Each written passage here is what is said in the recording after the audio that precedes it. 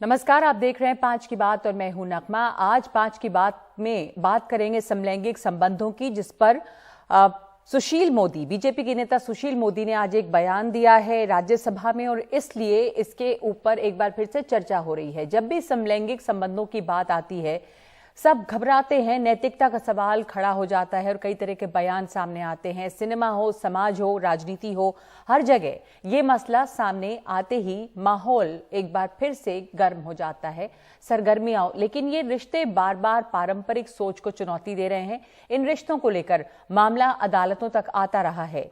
एक ताजा मामला ये है जिस पे सुप्रीम कोर्ट में पिटीशन दायर की गई है। ये सेम सेक्स मैरिज के बारे में है। Chief justice of India DY Chandrachud की अध्यक्षता वाली पीठ के सामने ये याचिका है।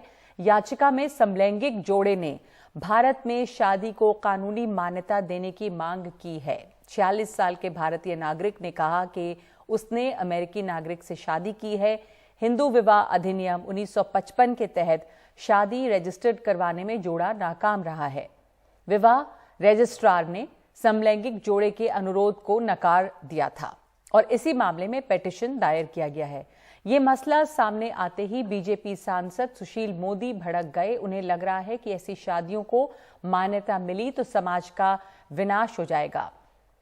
उनका जो कहना है वो हम आपको सुनाएंगे। उन्होंने ये कहा कि 2 जज बैठकर ऐसे सामाजिक मुद्दों पर निर्णय नहीं ले सकते। संसद में इस पर बहस होनी चाहिए। कुछ लेफ्ट लिबरल डेमोक्रेटिक एक्टिविस्ट ऐसा कानून चाहते हैं। ऐसे लोग चाहते हैं कि भारत भी पश्चिम का अनुसरण करे। समलैंगिक शादियों को वैधानिक मान्यता का वो कह रहे हैं कि वो विरोध करते हैं। भारत के अंदर same sex marriage is neither recognised nor accepted in any uncodified personal laws like Muslim personal law or any codified statutory laws. Same sex marriage would cause complete havoc. 2 जज बैठकर इस प्रकार के सामाजिक मुद्दों पर निर्णय नहीं ले सकते हैं। संसद में इस पर डिबेट होनी चाहिए, समाज में इस पर डिबेट होनी चाहिए। कुछ लेफ्ट लिबरल डेमोक्रेटिक लोग और जो एक्टिविस्ट लोग हैं वो भारत को पश्चिम का अनुसरण करते हुए इस प्रकार के कानून को लागू करवाना चाहते हैं, और इसलिए मैं सेम सेक्स मैरिज को वैधानिक मान्यता दिए जाने का विरोध करता हूं। आदित्य अडवाणी हमारे साथ हैं, समलैंगिक अधिकार कार्यकर्ता हैं, लगातार इस मामले से जुड़े रहे हैं। देशरत्न निगम है, बीजेपी समर्थक। आदित्य अडवाणी, आपने सांसद सुशील मोदी को सुना। वो कह रहे हैं कि हम पश्चिम की नकल नहीं कर सकते और 2 जज बैठकर ऐसे बड़े सामाजिक मुद्दे पर कानून नहीं बना सकते, फैसला नहीं कर सकते। ये सामाजिक मुद्दा है, इसके ऊपर चर्चा होनी चाहिए। आपकी क्या इसके ऊपर राय है, क्या आपकी प्रतिक्रिया है, और क्या इस समय कानूनी स्टेटस है सेम सेक्स मैरिज का? देखिए, ये कोई चर्चा तो होनी चाहिए, हर एक चीज पे चर्चा होनी चाहिए, और इसमें कोई देश का विनाश नहीं होगा, किसी चीज का विनाश नहीं होगा। सेम सेक्स मैरिज से मैरिज का इंस्टीट्यूशन ही बढ़ेगा। अगर और लोग मैरी कर रहे हैं तो इससे मैरिज वीकन नहीं होगी, स्ट्रेंथन ही होगी। इसके जो मैरिज का इंस्टीट्यूशन है बढ़ना चाहिए, हम उसके साथ बिल्कुल सहमत हैं। मैरिज का इंस्टीट्यूशन बढ़ना चाहिए, इसलिए हम शादी करना चाहते हैं। हम भी इस कंट्री के नागरिक हैं, इस देश के नागरिक हैं, हम यहाँ रहते हैं। देखिए, 30 साल पहले मैंने शादी करी थी। I am a gay man, मैं गे मैन ही हूँ, और मैंने यहाँ शादी करी थी इंडिया में। अपने पेरेंट्स ने करवाई थी, मेरे पेरेंट्स ने, और उनके कहने से मैंने करी थी, और कुछ हुआ नहीं, हमारे फैमिली को कुछ नहीं हुआ। हमारे सारे परिवार में, हमारे सारे दोस्तों में, हमारे सारे जो संबंधी हैं उनको कुछ भी नहीं उसमें हिचक थी। उनने हमें आशीर्वाद दिया।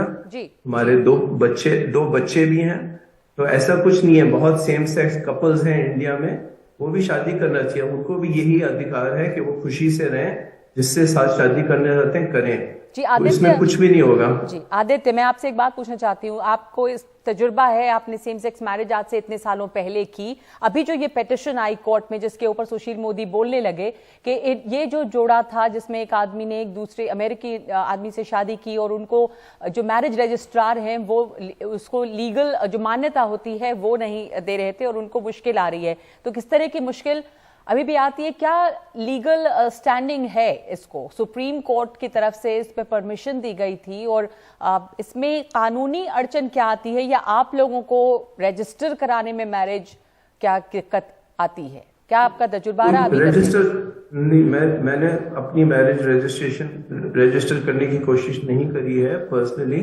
मगर आई नो फ्रेंड्स जिनने करी है और उनको दिक्कत आती है, और कोई जरूरी नहीं है दिक्कत।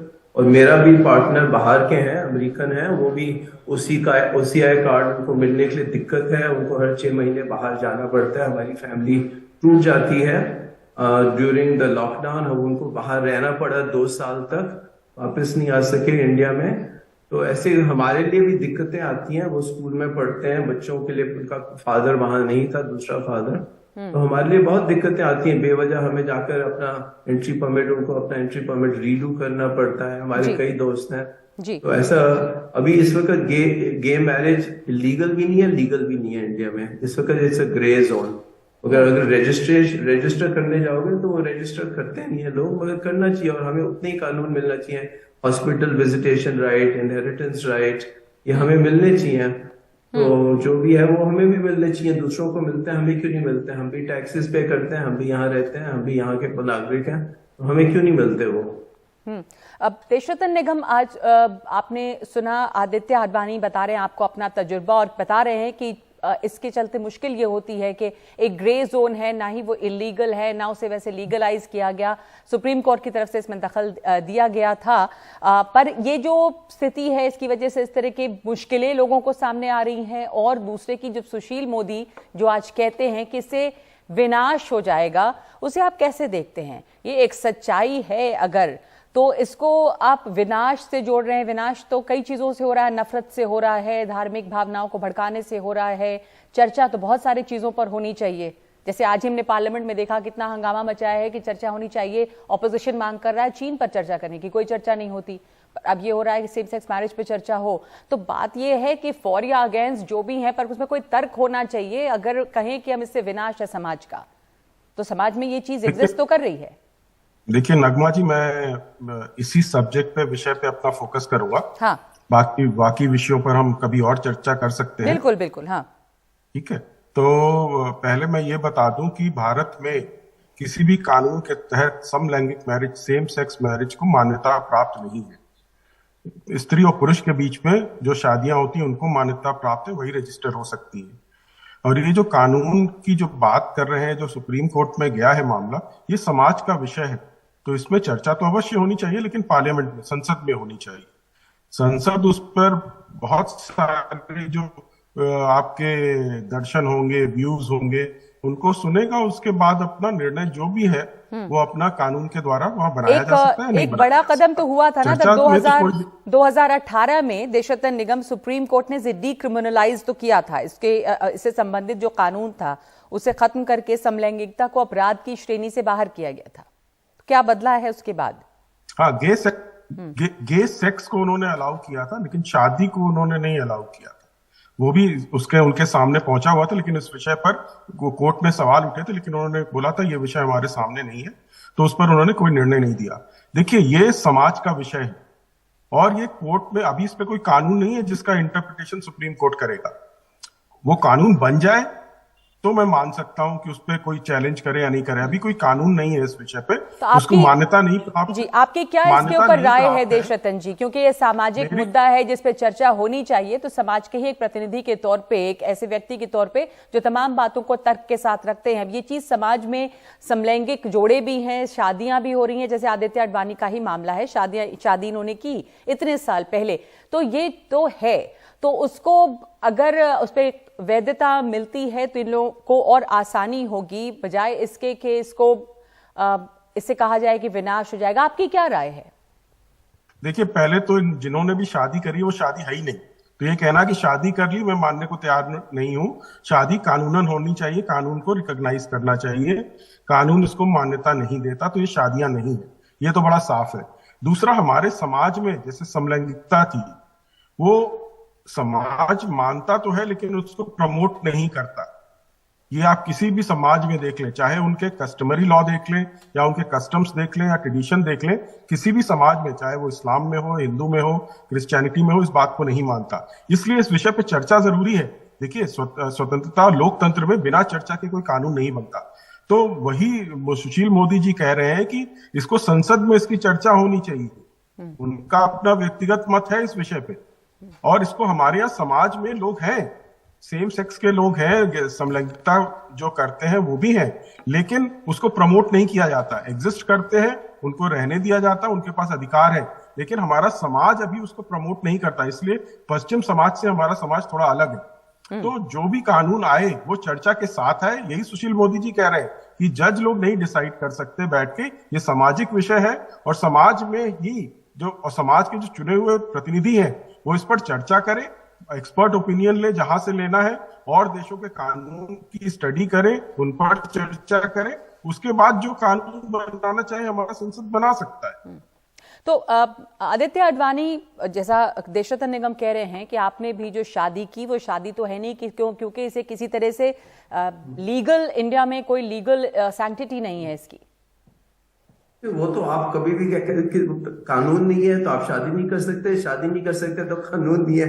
इस कैच 22, इसमें तो कोई मतलब ही नहीं बनता। हमें तो अपनी जिंदगी जीनी है, हम तो अपने, तो आप उसको शादी माने ना माने, हमने तो अपने आप को चूंकि उसकी लीगल वैलिडिटी नहीं है आदित्य, क्योंकि इसकी लीगल वैलिडिटी नहीं है, तो क्या आपको मुश्किलें आई इसकी वजह से? अभी भी मुश्किल आती है, बच्चों का एडमिशन है या तमाम चीजें या सोसाइटी में मूव करने में लीगल, और जहां तक आती हैं और जहां तक इसकी चर्चा होनी चाहिए। कई बार संसद में इसी बीजेपी गवर्नमेंट के सामने कई दूसरे शशि थरूर, दूसरे लोगों ने इसकी चर्चा करने की कोशिश करी है। बीजेपी के तो मेंबर्स हंस रहे थे, हमारे ऊपर हंस रहे थे, हमारे इज्जत देने की जगह सुप्रीम कोर्ट की जजमेंट में था इन लोगों को हमें इज्जत मिलनी चाहिए, इज्जत देने की जगह लोग हंस रहे थे।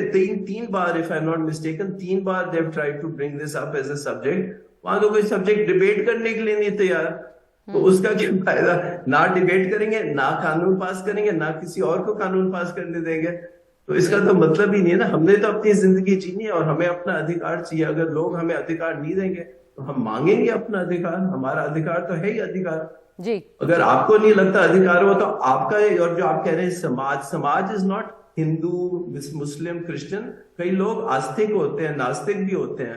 तो जो नास्तिक है उनके लिए किसी धर्म नहीं है, धर्म इज नॉट पार्ट ऑफ समाज, वो अलग चीज है, प्राइवेट थिंग। धर्म is a private thing. So privately लोग जो कुछ करना है, आपने नहीं शादी करी, आप ना करो शादी, ठीक है ना। और जहां का विनाश का मामला है आपके इस इंडिया में, ये बहुत गंभीर प्रॉब्लम है, क्योंकि गे लोगों की जबरदस्ती शादी की जा सकती। मुझे पता है, मैं उनको जानता हूँ। दूसरी औरतों के जो लड़कियां होती हैं उनकी शादियां की लाइफ खराब हो जाती हैं। हाँ। ये आदमियों की जबरदस्ती शादी की वो भी खराब हो जाती है। छोटा सा जवाब इसके ऊपर देशरत्न निगम, हमारे पास इतना ही समय है चर्चा पर, लेकिन आप छोटा जवाब देना चाहेंगे कि जो गे हैं, ऐसे लोग हैं जो समलैंगिक, उनकी जबरदस्ती शादियां होती हैं, वहां भी जीवन बर्बाद होता है, विनाश होता है, जो आदित्य बता रहे हैं। देखिए नगमा जी, जिस दिन समाज तैयार हो जाएगा उस दिन समाज के चुने हुए प्रतिनिधि जो भी लोकसभा राज्यसभा में है वो अपने आप इसकी आवाज उठाएंगे, क्योंकि जनता की आवाज से चुने हुए प्रतिनिधि होते हैं। और जिस दिन जनता के प्रतिनिधियों पे दबाव पड़ेगा उस दिन कानून बन जाएगा। नहीं, लेकिन वो कैसे कह रहे हैं कि जब बहस की कोशिश हुई तो हंस रहे थे सांसद, तो इस तरह की असंवेदनशीलता जो है वो तो कम से कम खत्म होनी चाहिए। नगमा जी, इसीलिए मैं कह रहा हूं, जिस दिन समाज से आवाज उठेगी, जो हंस रहे थे वही उठाएंगे मुद्दा, लेकिन समाज का अभी वो समाज के लेवल पर वो अभी इस विषय पे वो समाज तैयार नहीं है। लेकिन संवेदनशीलता तो कम से कम उम्मीद रखनी चाहिए कि संवेदनशीलता तो हो, कानून जब बने तो बने। धन्यवाद आप लोगों का। देशरत्न निगम, आदित्य अडवाणी हमारे साथ इस चर्चा में शामिल होने के लिए। 5 की बात में एक ब्रेक ले रहे हैं हम, और उसके बाद महाराष्ट्र और कर्नाटक की सीमा पर फिर से हंगामा और नारेबाजी।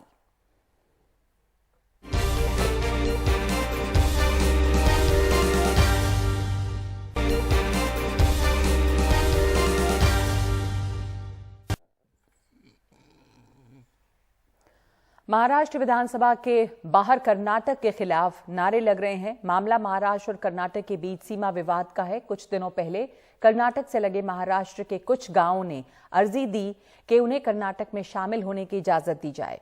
इसके बाद वहां की राजनीति में और ज्यादा तेजी आई। दोनों तरफ के मुख्यमंत्रियों की बयानबाजी हुई। दिलचस्प ये भी है कि फिलहाल दोनों राज्यों में बीजेपी की सरकार है और गृह मंत्री ने हाल ही में दोनों मुख्यमंत्रियों के साथ इस मुद्दे पर बैठक भी की है। आज विपक्ष के 300 लोगों को कर्नाटक सरहद पर रोककर वापस भेजा गया। वो बेलगावी जाकर विरोध प्रदर्शन करना चाहते थे। हम लोगों ने डिमांड की है कि हम लोग, महाराष्ट्र ने इस विषय को बड़ी गंभीरता से लिया हुआ है और बड़े कोऑपरेशन के साथ में, जैसे वहाँ दिल्ली में मीटिंग हुई उसके अनुसार महाराष्ट्र ने बड़े संयम से इस विषय को हैंडल किया है। और जब हम संयम से इस चीज़ को हैंडल करते हैं तो वहाँ की मौजूदा कर्नाटक सरकार उसको इंस्टिगेट कर रही है। चीफ मिनिस्टर बोम्मई के जो ट्विटर हैंडल से जो भी इंफॉर्मेशन आती है, जो भी बयान आते हैं, वो बहुत ही इंस्टिगेटिव और लोगों को उस्काने वाले बयान है। महाराष्ट्र की सरकार के ऊपर उंगली निर्देशित करने वाले बयान है और इससे महाराष्ट्र का अपमान हो रहा है। और ट्विटर, अभी कहते हैं कि ट्विटर हैंडल फेक है, वो बात बिल्कुल गलत है। केंद्र के सरकार के आशीर्वाद से ही कर्नाटक सीमावाद को ताकत मिल रही है, ये बात अब समझ में आ गई है। नरेंद्र मोदी की सरकार महाराष्ट्र को तोड़ना चाहती है, ये अब स्पष्ट हो चुका है। जब राज्य के मुख्यमंत्री और कर्नाटक के मुख्यमंत्री का जो मीटिंग हुआ और उसमें जो बातें सामने आई कि किसी को भी मनाही नहीं की जाएंगी, जा आ सकते हैं, क्या राज्य के हमारे सांसदों को, हमारे विधायकों को क्यों लटकाया गया, क्यों उनको पुलिस के कस्टडी में लिया गया, ये सवाल जब सामने आता है तो केंद्र के नरेंद्र मोदी की सरकार का ही महाराष्ट्र को तोड़ने का प्लान बना हुआ है, यह अब स्पष्ट हो चुका है। सोहित मिश्र ने बीजेपी नेता राम कदम से भी बात की है, जिन्होंने कांग्रेस पर सियासत और हंगामा करने का आरोप लगाया है। हमारे साथ भारतीय जनता पार्टी के विधायक राम कदम मौजूद हैं। सर, नागपुर में आज जो अधिवेशन है उसका पहला दिन था और उसी दिन हमने देखा, पहले ही दिन जो विपक्ष है उनकी ओर से महाराष्ट्र कर्नाटक सीमावाद को लेकर यहाँ पर प्रदर्शन किया गया। कई आरोप लगाए गए, कहा गया कि राज्य सरकार की ओर से जिस तरह से इस मामले को सुलझाना चाहिए वो नहीं किया जा रहा है। देखिए, बेलगाव जो सीमा का जो विवाद है, इस विवाद की मूल जड़ कांग्रेस दल है और वही कांग्रेस महाराष्ट्र के अन्य दलों के साथ मिलकर के यहाँ हंगामा करने का प्रयास कर रहा है। पूरी तरह से लोगों को गुमराह करना, लोगों को भटकाना, यही ये विपक्ष का काम है। जब महाराष्ट्र की सरकार ने हमारा रुख पूरी तरह से स्पष्ट कर दिया है कि 1 इंच भी जमीन हम किसी को नहीं देंगे, पूरा विवाद देश की सर्वोच्च न्यायपालिका में चल रहा है, फिर हंगामा किस बात का? इनके पास कोई दूसरे मुद्दे नहीं है। इनके वसूली के कारण शीतकालीन सत्र में बाहर न आए, इसके लिए लोगों को गुमराह करने के ये इनके धंधे हैं। सवाल यह है कि महाविकास आघाड़ी के कई नेता आज भी बेलगांव जाने की कोशिश कर रहे थे, उन्हें जाने नहीं दिया जा रहा है। उनका यही कहना है कि जब ये बात कही गई है, गृह मंत्री ने कहा है ये मामला सुप्रीम कोर्ट में चलेगा, तब क्यों रोका जा रहा है? वही उनका सबसे बड़ा सवाल है। देखिए, इस बात को स्वीकार करना होगा कि शीतकालीन सत्र में महाराष्ट्र के विपक्ष के पास रखने के लिए कोई मुद्दे नहीं है, तो मूल मुद्दों से ध्यान भटकाने के लिए और लोगों को गुमराह करने के लिए उनकी कोशिश है। तो ये इसे आप एक अहम मुद्दा फिलहाल नहीं मान रहे हैं, ये महाराष्ट्र कर्नाटक विवाद हमारे लिए पूरा अहम मुद्दा है। आदरणीय गृह मंत्री अमित शाह जी ने बैठक करी है, पूरी तरह से स्पष्टता से निर्देश दिए हैं, उन निर्देश का पालन दोनों राज्य करेंगे। सर्वोच्च न्यायपालिका में अदालत में फैसला है, फैसला का इंतजार करेंगे। लेकिन इस तरह से आप ये प्रदर्शन को सही नहीं मान रहे? नहीं, विषय प्रदर्शन में कोई वैलिड मुद्दे हो, गुमराह करने वाले, भटकाने वाले मुद्दे हैं। बिल्कुल। तो बीजेपी विधायक राम कदम को आपने सुना, उनका कहना है कि ये जो मुद्दे हैं इसे भटकाया जा रहा है। जब ये मामला सुप्रीम कोर्ट में चल रहा है, जब गृह मंत्री अमित शाह ने इस मुद्दे को लेकर दोनों राज्य के मुख्यमंत्रियों के साथ बैठक की है, तब फिर इस मुद्दे को यहाँ पर आखिर अब क्यों लाया जा रहा है। नागपुर से कैमरा पर्सन राजेंद्र दयालकर के साथ सोहित मिश्रा, NDTV इंडिया। तो सोहित हमारे साथ जुड़ रहे हैं इस वक्त पर। सोहित, अगर दोनों ये कहते हैं राम कदम कि इसको विपक्ष जो है मुद्दे को, ये लोगों को बहका रही है, मुद्दे को उठा रही है क्योंकि शीतकालीन सत्र में उनके पास कोई मुद्दा नहीं है, तो गृह मंत्री की दोनों ही राज्य के मुख्यमंत्रियों से बैठक हुई है। दोनों ही मुख्यमंत्री, जहां दोनों जगह बीजेपी की सरकार है, क्यों नहीं इसे काबू कर पा रहे हैं? और कहते हैं वहां पर कि चुनाव भी होने वाले हैं कर्नाटका में, तो एक कन्नड़ नेशनलिज्म की जो बात है उसको भी भड़काया जा रहा है। तो क्या ये सिर्फ एक नूरा कश्ती है, दोनों जगह पे बीजेपी की सरकारें हैं, उसको कंट्रोल नहीं कर पा रहे? ये बात आपको क्या, कितनी आपकी क्या समझ है इसमें? जी बिल्कुल, देखिए यही सवाल और यही बात को लेकर बार बार विपक्ष भी सरकार को घेरने की कोशिश कर रही है। वो कहते हैं कि आप हमेशा कहते हैं डबल इंजन की सरकार की आप बात करते हैं, कर्नाटक में भी आपकी सरकार है, महाराष्ट्र में भी आपकी सरकार है, तो ऐसे में किस तरह से ये जो मुद्दा है वो बढ़ता हुआ नजर आ रहा है। महाराष्ट्र में जहां पे मैं मौजूद हूं, मेरे पीछे ही ये नागपुर विधानसभा है, जहां पर आज दिन भर हमने देखा कि किस तरह से इसे लेकर बयानबाजी हुई है।